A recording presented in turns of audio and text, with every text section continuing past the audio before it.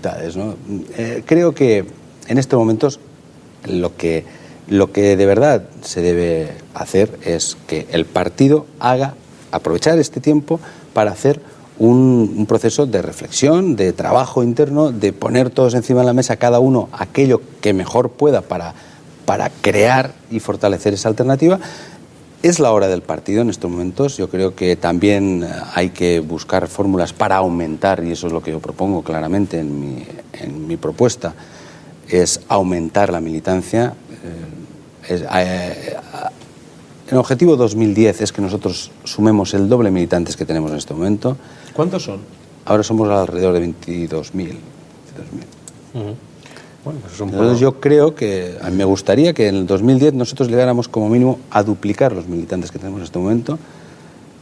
Me gustaría en ese momento también que hubiera nuevas fórmulas de adhesión.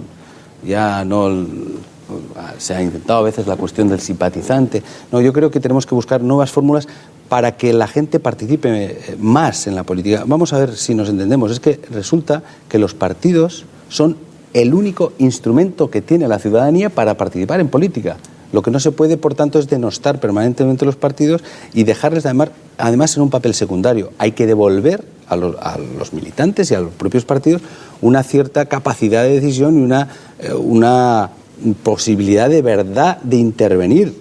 Y si eso no lo hacemos aumentando las personas que intervienen en política, pues cada vez, desde luego, se está perdiendo capacidad de vigor la propia democracia, ¿no? Si le parece, señor